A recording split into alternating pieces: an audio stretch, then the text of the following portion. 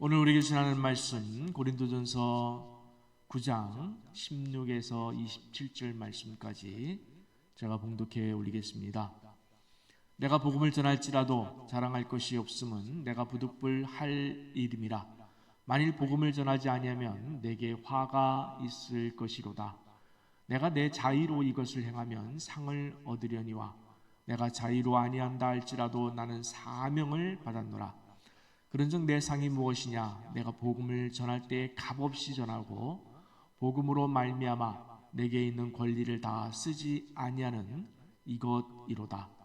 내가 모든 사람에게서 자유로우나 스스로 모든 사람에게 종이 된 것은 더 많은 사람을 얻고자 함이라.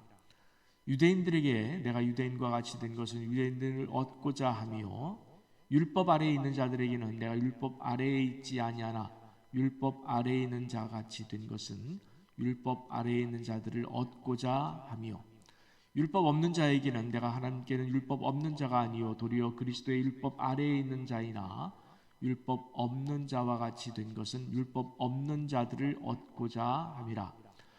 약한 자들에게 내가 약한 자와 같이 된 것은 약한 자들을 얻고자 하며 내가 여러 사람에게 여러 모습이 된 것은 아무쪼록 몇 사람이라도 구원하고자 함이니 내가 복음을 위하여 모든 것을 행함은 복음에 참여하고자 함이라. 운동장에서 다름질하는 자들이 다 달릴지라도 오직 상을 받는 사람은 한 사람인 줄을 너희가 알지 못하느냐? 너희도 상을 받도록 이와 같이 다름질하라. 이기기를 다투는 자마다 모든 일에 절제하나니 그들은 썩을 승리자의 관을 얻고자 하되 우리는 썩지 아니할 것을 얻고자 하노라. 그러므로 나는 다름질하기를 향방 없는 것 같이 아니하고 싸우기를 허공을 치는 것 같이 아니하며 내가 내 몸을 저 복종하게 하면 내가 남에게 전파한 후에 자신이 도리어 버림을 당할까 두려워함이로다. 아멘. 아멘. 여러분, 우리가 5월 31일 봄 행복 전도 축제를 위하여 열심히 전도하고 있는데, 자, 질문을 하나 드리겠습니다. 전도는 하면은 좋은 것이고 또 안 해도 그만일까요? 아니면 반드시 해야 할 일일까요? 반드시 해야 한다면 왜 우리는 그렇게 해야 할까요? 이 질문에 바울은 본문 16절에서 이렇게 고백하고 있습니다. 우리 한번 같이 읽습니다. 내가 복음을 전할지라도 자랑할 것이 없음은 내가 부득불 할 일임이라. 만일 복음을 전하지 아니하면 내게 화가 있을 것이로다. 아멘. 여기서 부득불이란 헬라어로 아난케란 단어이고 그 뜻은 강제, 강압, 또 필연, 숙명. 그래서 억지로라도 반드시 해야 할 일, 이런 의미를 가지고 있습니다.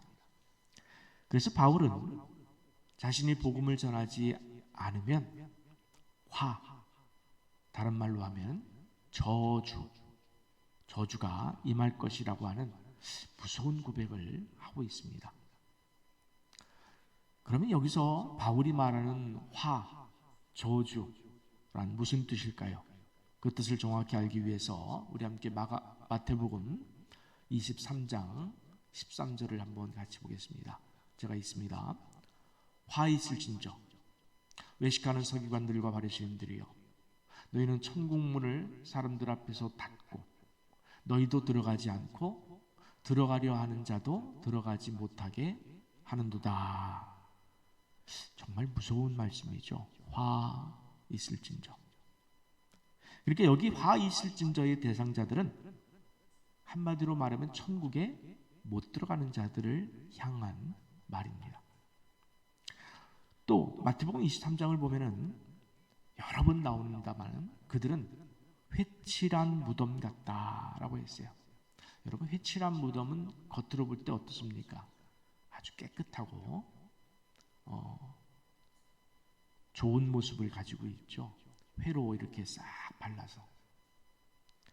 겉모양은 신앙생활을 잘하는 것 같지만 사실 실상은 무덤 아래에 있는, 속에 있는 썩은 시신처럼 더러운 사람들, 지옥에 갈 사람들, 그런 표현으로 화 있을진저라는 표현을 썼습니다. 이렇게 마태복음 23장에는 당시 서기관과 바리새인들을 향해서 저주하신 이 화 있을진저라는 이 표현이 여러 번 나오는데, 여기 이 화 있으라라는 이 원어 헬라어를 보면은 우아이란 단어입니다. 근데 이 우아이란 단어가 오늘 본문에서 바울이 자신을 가리켜 쓰는 화가 있을 것이라, 이 단어와 같다는 사실에 우리는 놀라야 합니다. 잠시 정리하면 바울 자신이 복음을 전하지 않으면, 자기가 복음을 전하지 않으면 화가 있을 것이고, 이 화가 저주이고 결국 천국에 못 들어간다. 복음을 전하지 않으면 천국에 못 간다는 그런 표현을 쓰는 거예요. 바울은 내가 복음을 전하지 않으면 나는 천국에 못 들어간다. 여러분, 바울은 왜 자신에게 이토록 무서운 단어인 우아이, 화, 저주받는다라고 이렇게까지 했을까요? 자, 이 문제를 풀기 위해서는 함께 로마서 1장 14절을 봐야 합니다. 제가 있습니다. 헬라인이나 야만인이나 지혜 있는 자나 어리석은 자에게 다 내가 빚진 자라. 아멘. 바울은 세상 모든 사람들에게 빚을 졌다고 그렇게 고백하는데, 여러분, 빚이 뭔지 알죠? 꾸는 거죠. 예, 그렇다면은 무슨 빚일까요? 바울이 빚졌다라고 하는데 이 빚은 무슨 빚일까요? 흔히들 이렇게 생각하는 사람들이 많이 있습니다. 복음의 빚이다. 즉, 내가 복음을 먼저 받은 자로서 다른 사람들에게 복음을 전해야 할 마음의 빚이다. 이렇게 생각하는 사람들이 종종 있는 것 같습니다만, 자, 그렇다면은 이 빚진 마음, 복음의 빚을 빚진 마음으로 갖지 않는다고 여러분 우리에게 화가 임하고 저주가 임할까요? 내가 복음의 빚진 마음, 그걸 갖지 않는다고 천국에 못 간다고 할 수 있을까요? 본문은 그보다 훨씬 더 깊은 의미가 담긴 말씀임을 우리는 좀 깨달아야 합니다. 우리는 이 의미를 추적하기 위해서 갈라디아서 2장 8절 말씀을 볼 필요가 있습니다. 함께 있습니다. 베드로에게 역사하사 그를 할례자의 사도로 삼으신 이가 또한 내게 역사하사 나를 이방인의 사도로 삼으셨느니라. 아멘. 여기서 바울의 사명의식을 들여다보면 하나님께서는 유대인들을 구원하기 위해서 베드로를 사도로 삼으셨다면, 바울은 이방인을 구원하기 위한 이방인의 사도다라고 하는 자의식을 가지고 있었어요. 나는 이방인을 맡았다. 하나님께서 이방인을 맡겼다. 그래서 나는 이방인의 사도다. 자, 그렇다면 여러분, 만약에 이방인이 없었다면 어떻게 되었겠느냐라는 이 역질문이 필요한 거예요. 바울은 이방인을 위해서 부름받았고 사도로 세워졌다고 고백하고 있어요. 그런데 그 이방인이 없어요. 이방인이 아예 없어요. 그러면 바울은 어떻게 되는 거죠?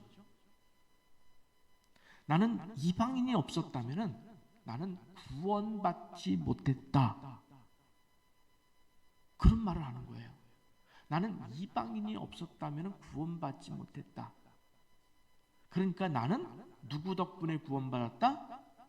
이방인이 있어서 이방인에게 복음을 증거하기 위해서 하나님이 나를 구원시켰다. 이런 자의식을 가지고 있었다는 거예요. 이것이 바울 신학계에서 세계적으로 최고 권위자이신 김세윤 교수님의 주장입니다. 제가 왜 그분의 권위를 가지고 말씀을 드리냐면 이것은 깊이 있게 논리적으로 다 설명을 못 드리기 때문에 결과론적으로만 말씀을 드리는 거예요. 바울은 자의식을 가지고 있었어요. 자기의식. 그것은 무슨 말이냐면 나는 이방인이 없었다면 난 구원받지 못했을 것이다. 그래서 나는 이방인에게 무슨 빚을 졌다? 구원의 빚을 졌다는 거예요. 단순히 복음의 빚을 졌다는 게 아니라 구원의 빚, 어떤 의미로는 목숨의 빚을 졌다는 거예요. 자, 다시 처음으로 돌아가서 그렇다면 우리 그리스도인이 복음을 전하는 일은 여러분 하면 좋고 안 해도 그만인 일이 될까요? 아니면 반드시 해야만 하는 일일까요? 바로 바울은 후자라는 말씀을 하는 거예요. 그래서 바울은 이때 이 단어를 씁니다. 부득불 할 일. 복음 전하는 일은 선택이 아니라 부득불 할 일. 무슨 말이죠? 내가 싫어도 억지로라도 반드시 해야 할 일. 왜요? 바울에게 있어서는 내가 지옥 가지 않기 위해서, 저주받지 않기 위해서라도 이 일을 해야만 할 일. 그래서 바울 자신이 이방인에게 진 빚은 단순히 우리가 표현하는 복음의 빚 차원이 아니에요. 무슨 빚이라고요? 구원의 빚이라는 거예요. 구원의 빚을 졌다는 고백이에요. 자, 이 말씀을 뒤집어 보면은 구원받은 사람이라면, 우리 구원받은 사람이라면 반드시 복음을 전하고 싶어진다는 그런 말로 귀결됩니다. 즉 복음을 전하고 싶은 애끓는 마음은 그 마음이 있어야 내가 구원받았다는 증거예요. 여러분에게 복음을 전하고 싶은 애끓는 마음, 내가 이 복음을 전하지 아니하면 하나님께서 내게 저주를 내리실 것이라고 하는 절박한 마음, 그런 마음이 있습니까? 그런 마음이 있어야 되는 거예요.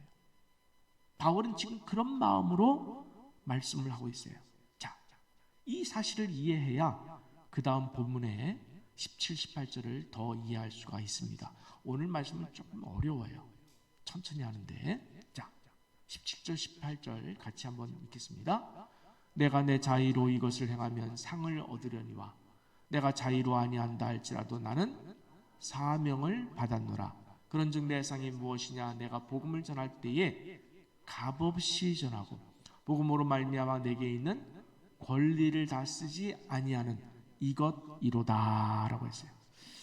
말씀이 좀 어려워서 제가 현대인의 성경을 여러분에게 좀 도움받아서 설명하면, 내가 자발적으로 이 일을 한다면 복음 전하는 일이에요. 내 의지로 복음을 전한다면 거기에 따르는 보수, 상을 받아야 되겠지만, 그렇죠? 내가 자의로 했으니까, 내 의지를 가지고 했으니까 내가 상 받는 게 맞다, 그렇게 얘기해요. 그러나 나는 이 일을 내가 당연히 해야 할 일로 여겼기에 보수나 상이 필요 없다. 안 받아도 되는 게 아니라 받을 일이 아니라는 거예요. 그것을 다른 말로 값 없다라고 전하고 있어요. 값 없이 전한다. 그리고 그것이 곧 내 사명이다. 자, 바울은 여기서 한 걸음 더 나아갑니다. 그렇기 때문에 내가 가진 권리가 있다면 그 권리조차도 쓸 생각이 없다, 그렇게 그렇게 말하고 있어요. 좀 이해가 쉽습니까? 여러분, 우리는 생각할 때에 복음 전하는 일에 헌신하면은 일반적으로 하늘에 상이 쌓인다고 생각을 합니다. 물론 뒤에서 이 부분을 살짝 터치하겠습니다만 하늘에 상이 쌓인다고 생각을 해요. 자, 그러다 보니까 복음 전하는 일이 때로 불편하고 때론 모멸감을 느낄 수 있습니다. 그럼 어떻게 합니까? 쉽게 포기하게 돼요. 안 하게 돼요. 그게 불편하니까. 이렇게 표현하면 여러분 이해가 더 쉬울 것 같습니다. 공부하기 싫은 학생이 있습니다. 공부하기 싫어요. 그러니까 이렇게 생각해요. 난 상을 받지 않아도 괜찮아. 상 같은 거 나 욕심내지 않아. 그러니까 나 공부 안 해. 그냥 졸업하는 것으로 만족해. 이렇게 생각하는 학생이 있을 수 있죠. 자, 이 말을 우리식으로 한번 바꿔보겠습니다. 난 천국에서 상을 받지 않아도 괜찮아. 네, 상에 대해서 그렇게 난 추구하지 않아. 그래서 전도 안 해. 그냥 천국에만 가면 돼. 이렇게 생각하실 분들이 있을지 모르겠습니다. 바울은 이런 안일한 자들에게 지금 철퇴를 가하고 있는 거예요. 무서운 철퇴를 가하고 있는 거예요. 바울이 이렇게 생각하는 거예요. 전도 안 해? 그러면 뭐가 임한다고요? 화, 저주. 화 있을 진저라고 했던 그 예수님의 그 무서운 화, 저주. 그걸 피할 수 없다. 왜냐하면 바울은 이방인에게 복음을 전하라고 세우신 이방인의 사도인데 이방인에게 전도하지 않으면 사도직도 날아가고 그리고 부르심의 구원조차 의미가 없다는 거예요. 바울은 그렇게 자의식을 가졌어요. 그래서 바울은 복음 전도자는 태신자를 전도하기 위해서라면 자신에게 있는 그 어떤 권리조차 쓸 권한이 없다. 내려놓겠다. 자신은 빈 껍데기로 살아도 괜찮다. 나아가서 목숨을 버려도 괜찮다. 이렇게 나가는 거예요. 우리 함께 고린도전서 9장 20절에서 22절 말씀을 제가 한번 읽어보겠습니다. 계속해서 유사 언어로 반복되고 있는데 유대인들에게는 내가 유대인과 같이 된 것은 유대인들을 얻고자 하며 율법 아래에 있는 자들에게는 내가 율법 아래에 있지 아니하나 율법 아래에 있는 자같이 된 것은 율법 아래에 있는 자들을 얻고자 하며 율법 없는 자에게는 내가 하나님께는 율법 없는 자가 아니요 도리어 그리스도의 율법 아래에 있는 자이나 율법 없는 자와 같이 된 것은 율법 없는 자들을 얻고자 함이라. 약한 자들에게는 내가 약한 자같이 된 것은 약한 자들을 얻고자 하며. 자, 여기까지 보면은 나열된 것은 그 의미 자체가 하나씩 이야기를 되고 있지만 다 넣을 수 있어요. 다. 어떤 자에게는 내가 어떤 자처럼 된 것은 이런 자에게는 내가 이런 자가 같이 된 것은 다 맞춰주는 거예요. 다 맞춰주고 있어요. 왜요? 내가 여러 사람에게 여러 모습이 된 것은 여러 사람에게 여러 모습이 된 것은 그 다음 우리 한번 같이 읽읍시다. 시작. 아무쪼록 몇 사람이라도 구원하고자 함이니. 여러분 바울의 이 마음이 느껴지십니까? 우리말에 이런 말이 있습니다. 배알이 없다. 배알이 뭐예요? 창자도 없다. 속이 비었다. 그 말이 무슨 말이죠? 네 안에는 성깔이나 성미나 자존심도 없니? 이런 거예요. 아무것도 없다는 말이에요.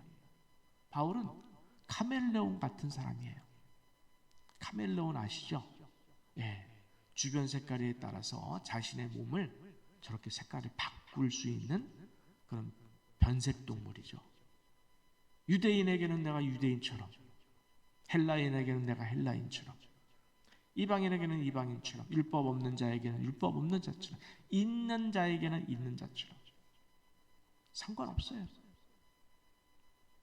자신을 죽이고 내려놓는 일에 아무 주저함이 없어요. 아무 주저함이 없어요. 자기의 고집과 존재감, 자존심 아예 없습니다. 빈 껍데기예요. 아무것도 아니에요. 여러분, 우리가 복음을 전거하는데 가장 걸림돌이 뭐가 있었습니까? 흔히 말하는 자존심, 존재감. 여기에 우리가 많이 걸리지 않습니까? 근데 바울은 이게 없어요. 없으니까 유대인은 유대인이 되고 헬라인에게는 헬라인이 되고, 바울 스스로도 유대인이면서 또 이방인이 헬라인이기도 해요. 지역적으로. 혈통은 유대인이지만 태어난 곳은 또 이방에서 태어났기 때문에. 그래서 율법 없을 때도 있었고 율법 있을 때도 있었고, 그러니까 그걸 고집하지 않아요. 왜요? 이유가 뭐라 그랬죠? 아무쪼록 단 몇 사람이라도, 단 한 사람이라도 구원하기 위해서라면 난 빈 껍데기에도 괜찮다. 내 자존심 짓밟혀도 상관없다. 여러분, 바울의 이 영혼 구원에 대한 그 갈망을 느껴지십니까? 존재감도, 자신의 존재감도 없어도 괜찮아요. 근데 우리는 이 존재감을 드러내고 싶어 해요. 자존심 세우고 싶어 해요. 근데 바울은 그걸 다 내려놓은 거예요. 다 내려놨어요. 나중에는 배설물로까지 여겼습니다. 왜 배설물로 여겼습니까? 그리스도를 아는 지식이 얼마나 고상한지, 다른 자기가 가지고 있는 어떤 가치들을 다 쓸데없는 것으로 만들어버리더라는 거예요. 우리가 잘 아는 김익두 목사님이라는 김익두 목사님이 계셨는데, 예수 믿기 전에는 깡패였어요. 아주 못된 깡패였어요. 그래서 술을 먹고, 장날에는 일찍부터 술을 먹고 그 장을 가기 위해서 나오는 사람들에게 자기 가랑이 밑으로 지나가라, 그렇지 않으면 두들겨 팼다고 그래요. 그래서 많은 사람들이 가랑이 밑으로 지나가서 그렇게 모면을 했어요. 그런데 그 김익두가 예수 믿고 변화되었다는 말을 사람들이 들었습니다. 그 가운데 평소에 김익두에게 불만을 품었던 좀 똘만이라고 표현할까요? 네. 용기를 내서 김익두를 찾아갔어요. 그리고 김익두에게 뭐라고 그랬냐면, 당신이 내 가랑이 밑으로 지나가면 그럼 나도 당신이 믿는 예수를 믿겠다. 그러자 김익두가 엎드려서 그 사람의 가랑이 밑으로, 사람들 보는 데서 가랑이 밑을 지나가면서, 그동안 내가 잘못했습니다. 내가 당신들 모두에게 죄를 지었습니다. 김익두는 다 쓸데없는 거예요. 사람들 앞에 자존심, 자만심, 그 깡패 기질, 그런 것들이 아무것도 아닌 것을 깨달은 거예요. 그 밑을 지나갔습니다. 그것을 본 많은 사람들이 예수를 믿었다는 그런 이야기를 전해 듣고 있습니다. 저는 전도할 때마다 생각하는 거예요. 제가 저 사람들의 가랑이 밑을 지나가서라도 교회에 오게만 할 수 있다면 내가 1000번이라도 지나가겠다. 전 그런 마음이 들더라고요. 저도. 가랑이 밑을 지나가는 그 이상의 일을 요구한다 할지라도 내가 저 사람이 교회에 와서 예수를 믿겠다고 한다면 얼마든지 할 수 있겠다. 그런 마음이 들었습니다.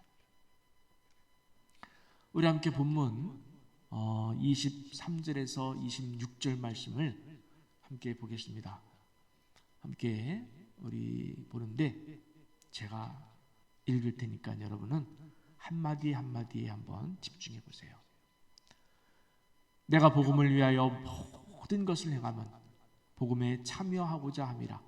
운동장에서 다름질하는 자들이 다 달릴지라도 오직 상을 받는 사람은 한 사람인 줄을 너희가 알지 못하느냐. 너희도 상을 받도록 이와 같이 다름질하라. 이기기를 다투는 자마다 모든 일에 절제하나니 그들은 썩을 승리자의 관을 얻고자 하되 우리는 썩지 아니할 것을 얻고자 하노라. 그러므로 나는 다름질하기를 향방 없는 것 같이 아니하고 싸우기를 허공을 치는 것 같이 아니하며. 아멘. 바울은 복음 전도자가 어떻게 살아야 할지를 아주 쉽고 구체적으로 가르쳐주고 있습니다. 첫째, 우리 모든 삶은 오직 복음을 위해서. 23절 보세요. 내가 복음을 위하여 모든 것을 행한다는 것. 내가 복음을 위해서라면 내 인생 전부를 거기다 쏟아 넣겠다. 내 인생 전부를 갈아서 그 안에 집어넣겠다. 그런 표현이에요. 근데 여러분 억지로 복음을 위해 살라는 말이 아닙니다. 이러면 안 돼요. 여러분 억지로 복음을 위해서 사는 것, 마음은 다른 곳에 가 있는데, 세상에 가 있는데 내가 하나님이 저렇게 말씀하셨으니까 내가 그렇게 돼. 그러면은 실패해요. 저는 여러분이 알다시피 올해로 이제 63세, 53살이죠. 된 인생이지만 저보다 훨씬 많은 사신 분도 있고 적게 사신 분도 있지만은, 제가 솔직하게 고백하면은 제 인생에서 복음보다 가치 있는 것을 본 적이 없습니다. 네, 고백합니다. 제 인생에서 복음보다 가치 있는 것을 만난 적이 없음을 여러분 앞에 고백을 합니다. 어떤 분은 그렇게 생각할 수 있어요. 제가 부귀영화의 세계를 몰라서라고 생각할지 모르지만, 여러분 분명한 것은 그런 것에 천국의 문이 있지 않다는 사실을 우리는 너무도 잘 알고 있지 않습니까? 아니, 저는 늘 하나님의 창조를 묵상합니다만 온 우주, 이 지구 세계를 넘어서 온 우주 안에서 여러분 그까지 부귀영화, 일반 사람들이 가지고 누리고 있는 부귀영화가 그게 무슨 의미가 있겠습니까?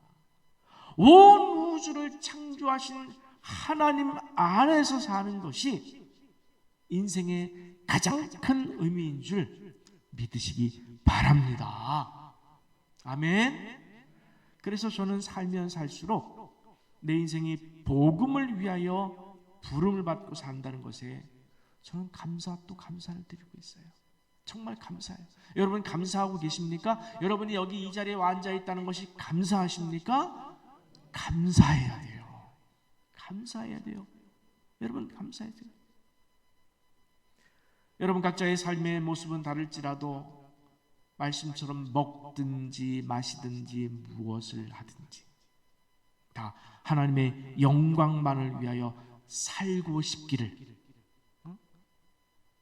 하기 싫은 것을 억지로 하는 게 아니라 내가 그렇게 살고 싶어져요. 온 우주의 창조주이신 하나님, 내 인생을 만드신 하나님을 생각하면 살고 싶어집니다. 여러분 그렇게 사시기를 축원합니다. 둘째로 바울은 24절에서 강력하게 선포하고 있습니다. 뭐라고 선포하고 있습니까?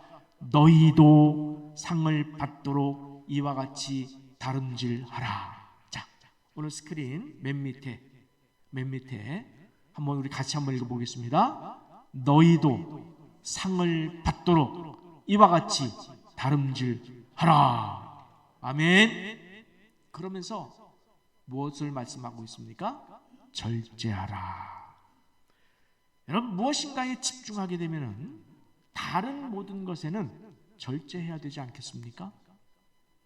놀 거 다 놀고 하고 싶은 거 다 하고서는 결코 전도를 향해서, 복음 전도를 향해서 달려갈 수 없기 때문입니다. 그런데 정작 우리가 생각할 때에 바울 자신 앞에서 뭐라고 그랬습니까? 복음 전하는 자신에게 상이 없다. 왜냐하면 나는 부득불 해야 할 일, 당연히 해야 할 일, 값없이 해야 할 일을 하고 있기 때문에 그렇다. 그렇게 말했어요. 그런데 우리에게는 뭐라고 말하고 있냐면 상을 받도록 그렇게 달려가라 그랬어요. 상을 받도록 달려가라 그랬어요. 그렇죠? 그러면 무슨 상일까요, 여러분? 자, 물론 왜 하나님이 여러분 복음 전도에 힘쓴 자기 백성들에게 상을 준비하지 않겠습니까? 당연하죠. 당연히 여러분 복음 전도에 힘쓴 여러분에게 하나님은 상을 준비하고 계실 줄 믿습니다. 그런데 저는 한번 생각을 해봤어요.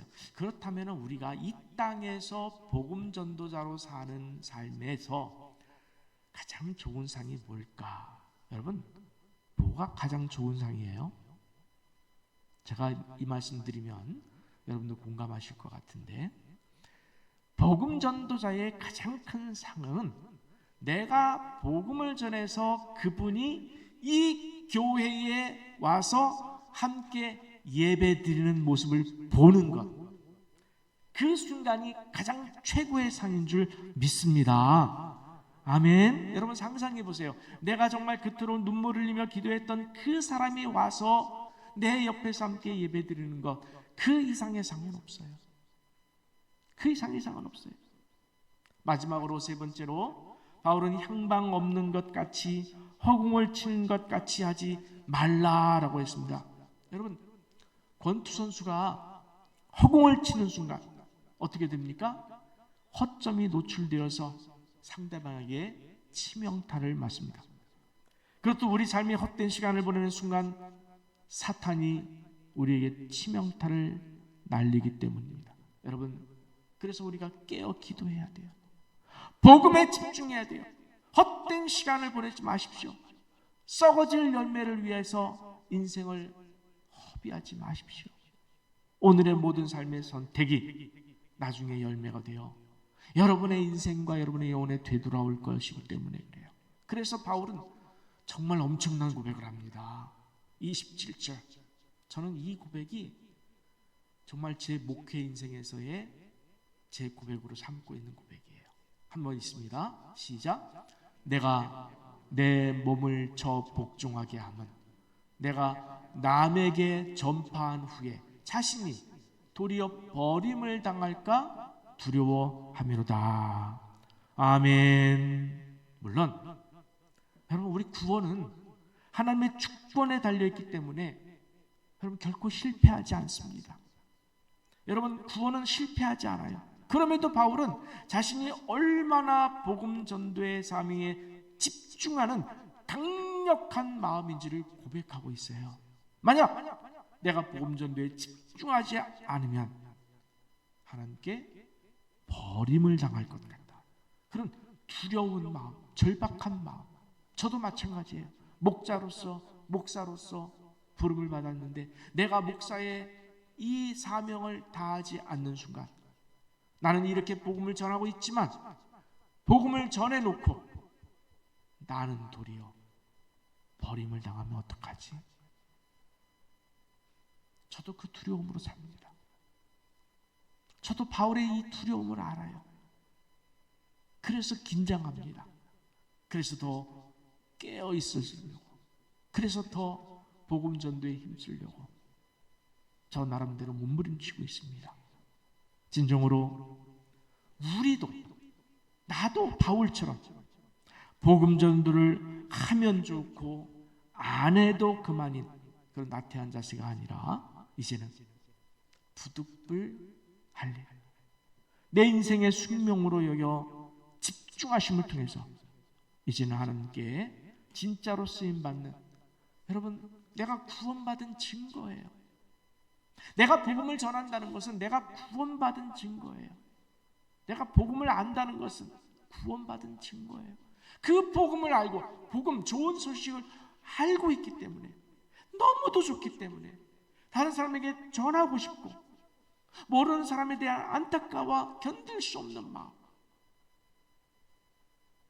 이 바울의 마음과 함께 여러분 남은 인생은 복음 전도자로 사는 최고의 인생의 가치로 사는 여러분 모두가 되시기를 간절히 축원합니다.